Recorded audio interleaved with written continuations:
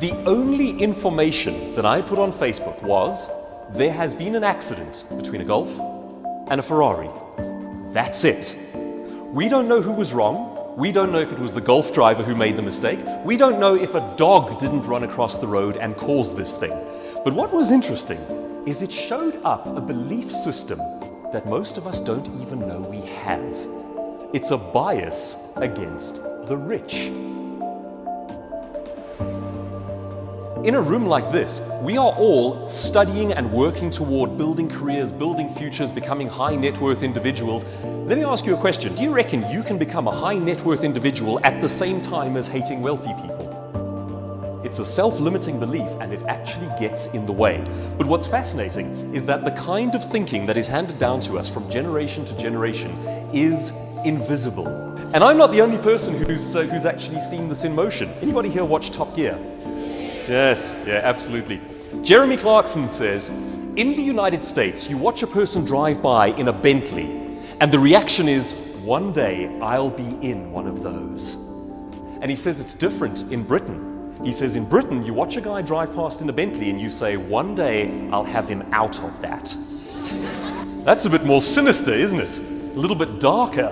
And it's really interesting because particularly in South Africa, we have spent decades trying to unravel a belief system about racism that's been handed down from generation to generation. But we are not aware of other beliefs that are handed down to us, particularly beliefs about wealthy people. And here we all are chasing these goals and chasing these lives while at the same time feeling uncomfortable about talking about money. Let's take a look at how this thinking is created, how it's generated, how it's handed down from generation to generation, and how it can stop you from achieving your goals. The point is to unravel it, get it out of our minds, excise it, be rid of it, be free of it, so that we can actually chase the goals that we have in life and become all God intended us to be. In my family, if you go back 2 generations to my grandmother, she used to work at an English manor house in Manchester. Has anyone here ever watched the show on TV, quite a mature show called Downton Abbey? The basic idea is you've got 2 sets of people. You've got the higher class folks who own this abbey. They're kind of semi-royalty in the United Kingdom. Then you've got the people downstairs who run everything. They do the cooking, they do the sweeping, the cleaning, it's the staff.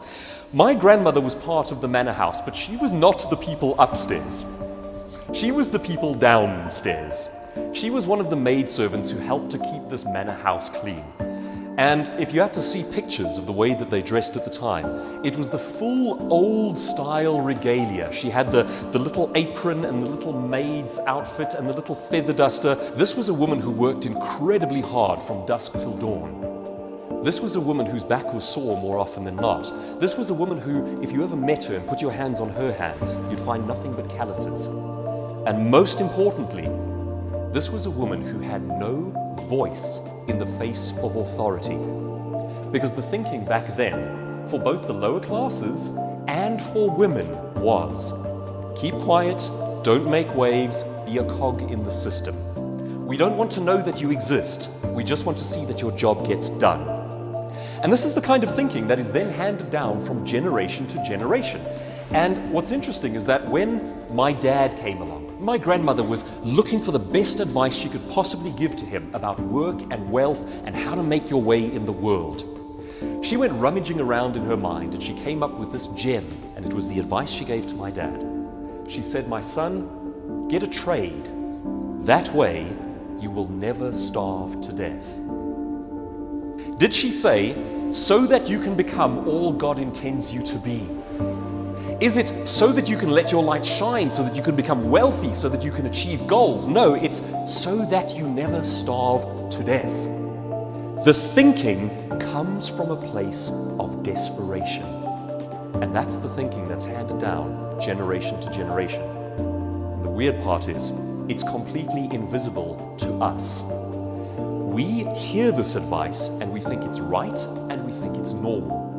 Now, I'm not picking on my grandmother. She was doing the best she could with the ideas that she had, without perhaps knowing how much damage it can do to future generations.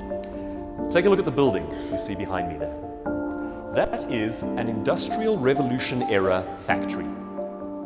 It's about 100, maybe 120 years ago. What other building that we have today looks very similar to that factory? Schools, yeah?